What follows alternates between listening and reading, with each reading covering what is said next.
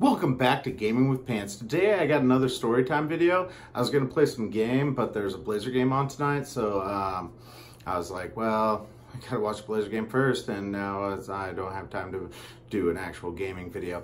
So this story happened to me and Danny, and we were going to go out, have some drinks with some friends, and the bar is just down the street. There's a really close bar, and then there's another bar, and yeah, small town. I mean, you got churches, you have bars. I mean, that's what you got. So we decided, well, why pay a bunch of money when we could pregame it up? And so we had a few drinks, and then we decided we were going to walk down to the bar. We were going to meet Danny's friend. Danny is my woman. I'm her maid. So we decided we were going to pregame it up a little bit, and then we were going to go down there and meet a friend that hasn't been in town for a long time. So we were like, yeah, let's have a couple of drinks, then we don't have to spend any money down there. So we head down, and there, like I said, there's like a bar like right at the end of our road, and then there's like jog a corner and down half a block there's another bar, and then the bar that we were going to is another 2 blocks away, or 2 blocks from our house, that's right next to another bar. Lots of bars in between. So we get down to past the first bar to the next road, and then the other bar is down the street, and we hear this like scream for help. Like, I mean, screaming, like, ah, help me, help me, help me. And we're like, okay, like somebody getting in a bar fight down there, or what's happening down there? So we stop and we both look at each other and we're like, what? And so we decided to head towards the screaming for help, because that's what a decent human being would do. So we head down there, and then we see this this dude, what we assumed was a dude. Yeah, assumptions, yeah. Screaming for help. Shorter than me, about a foot shorter than me, but like pretty beefy, And so we're like, get up, and we're like, okay, so what's going on? Like, do you need help? Like, when you're screaming for help, like, what can we do? Like, what's going on? And this person is like, oh, my friends drugged me. They drugged me. We were out drinking, and they drugged me. I don't even know where I'm at. It's a small town. I mean, it's really hard to get lost in this town unless you are quite literally drugged. And so we're like, okay, like, do you need to use the phone? Like, okay, dude, do you need to use the phone? It's like, oh, I'm not dude, I'm a girl. It's like, oh, okay, cool. And she was actually really cool about that slip up of assuming genders. Nowadays that's like a whole thing. And she's like, yeah, my friends drugged me. We were out drinking, and I was talking to this cute girl, and then I don't really remember much after that, and then they just dumped me out here. I don't even know where I'm at. So Danny, she's like, well, do you know the number that you need to call, to get a hold of, like, your parents or whatever? And she's like, I just want my mom. And it's like, well, do you know the number? She's like, yeah, I know the number. So Danny gives her phone. She calls her mom. And her mom is straight up like, no, I'm not picking you up. Whoever these nice people are that are helping you, just have them take you to the police station. So immediately we're like, whoa, that's a huge red flag. So we're like, okay, well, we can take you to the police station. We'll get you. We'll definitely make sure that you're safe tonight. Like, get her to the police station. If that's not a option, like, we had an extra bed. Like, we could have skipped out on our evening out. We would have made sure that she was safe. But we have no idea what's really going on here. Maybe drugged, obviously drunk. We're not sober. We're, going to be late now to meeting up with friends that don't come to town very often. But who cares about meeting up with your friends when somebody obviously is in distress and needs help? Now I can be like, oh, come on, man, that's like, disrespectful for you to need help. I can't even do that now. Like, it's just the decent human being thing to do, is to give somebody that is in distress help. So we did the whole like one arm over my shoulder, one arm over the woman's shoulder, and like, we're gonna help you get to, it's like the stumbly walk thing. Like, we're gonna help you get to the police station. We're gonna get this sorted out. But then, like, basically we're like carrying her, and she's like a brick of muscle. It's insane, like, how strong this chick was. Like, and I don't mean any disrespect, talking about like, calling her a chick or, calling her a girl, any of that. I don't mean any disrespect to people that, throw out shade for people saying that kind of thing. I'm just telling the story. So she's like a brick of muscle. And she, like I said, she's a foot shorter than me, but she is heavy because she is very muscular. And so it's like this help walk, like, the help your drunk friend like stumble to the house and you kind of got them, and then half carrying her. And like I said, we were just going to go down, we were going to have some drinks, and that's what was going to happen. We were going to meet up with some friends, we were going to have some drinks, we already had a few drinks. Now we're heading down to the police station carrying this intoxicated girl, and we know nothing about her. She's built like a shit brick house. I mean, she could have easily kicked my ass if she decided to. And I'm a foot taller than her, and there wouldn't have been anything that I could have done if she was sober, but she wasn't sober.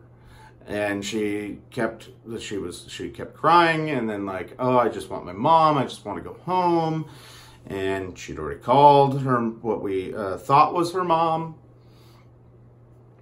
to get her home, but it was like, no, I'm not picking her up, take her to the police station. So we carried her basically to the police station.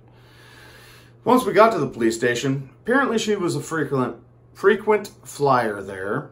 They knew who she was, and so they were like, okay, what's going on? And we're like, okay, this is the story. Found her screaming for help.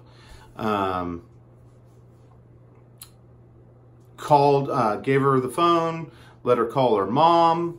Her mom said, no, she's not picking her up. She, just to take her to the police station. And the lady at the desk was like, oh, okay. Well, then there's like the front desk, and then there's like a door where like it locked on the inside type of a deal where, then you would go into the police station, and this officer comes out and he's like, wait a minute, who did you call? And this has been, a year ago maybe. And so I don't remember names. I'm pretty bad at names. I would remember their faces. I would totally remember their faces. So anyway, he's like, well, I don't understand. Like, if that's her legal guardian, that's not her mom, that's her legal guardian. And so she has to come and pick her up. She's the only person that can come pick her up. And we're like, well, we're just kind of stuck in the middle of this fucked up situation because we didn't know any of this. Like, we just saw somebody screaming for help and then went and helped. And so he's like, well, could you hang out? And after we get all this sorted, I would like to hear your story. Like what happened? And I was like, cool, we were like, cool, So it's me, and then I can't remember her name. Strange needs help girl, and then Danny on the bench. The cop goes back in, and the lady up front, I guess receptionist, but I mean for a police station, I mean a receptionist, I mean that's kind of I don't know. I don't know what to call them. But they're like a receptionist, but they obviously are dealing with way crazy stuff. Like, I don't really know their entire job. Anyway, so he goes back, and so we're like trying to calm the girl down. Like, she's still freaking out. Like, she's still freaking the fuck out. And she can't stop talking about the cute girl that she was talking to, drinking with her friends that may or may not have drugged her and then left her in like the middle of town. And we're like trying to calm her down, and the receptionist lady is like, you know, in on the conversation. She's like throwing in stuff every now and then. Well, then she starts talking about wrestling, and I'm like, oh yeah, cool, you know, like, yeah, were you good? You know, obviously she's fucking, you know. And she's like, oh yeah, and then all of a sudden it's like, boom, she's no longer like the drunk, like scared, drugged girl. All of a sudden she's like, I'm the wrestling queen from hell, and I will show you how I wrestle. And so she's like grabbing my arm and like, I can do this and this, and I'm like, oh no, we're not going to wrestle in the police station. That's bad. You know, and the receptionist lady, she's like, oh God, like she gets the oh God look, and I'm like, nope, trying to diffuse it. It's like, oh, well, let's not talk about that. Like, well, you know.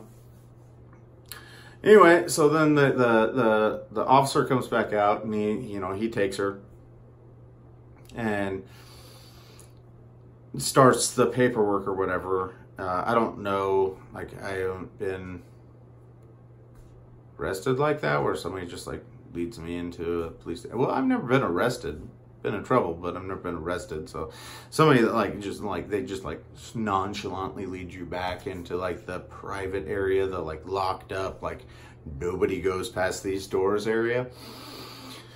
So he takes her back there, and they're back, they're gone for a little bit, and he asks us again when he goes to take her back there, like, could we wait? He wants to hear what happened. And we're like, yeah, cool. Like, you know, we're like not on the clock or anything. We didn't tell our friends that we were going to be down there half an hour ago. Like, but, you know, we're getting her help. We're getting her help. That's more important. Nothing else. If nothing else, we have a good story or a very good reason to tell them why we're late. Excuse me, I keep burping and I can't, like, it's disturbing. Sorry. So then he comes back out and tells us that, like, yeah, like, she's adopted. Or it wasn't even adoption. It was like, I don't even know, like a home, but the person that she called, that she said was her mom, was not her mom, but her legal guardian. And like I said, she was a frequent flyer, and he told us that, like, necessarily, like, the things that she told us weren't necessarily true. She was obviously intoxicated, but as far as the being drugged or maybe she just drank too much type of thing, like I said, like, we don't know. So he asked us what happened. We tell him what happened, and he's like, well, thank you. And then we had left, and we never heard anything back. We never heard anything about her. We never heard anything, in the paper or anything.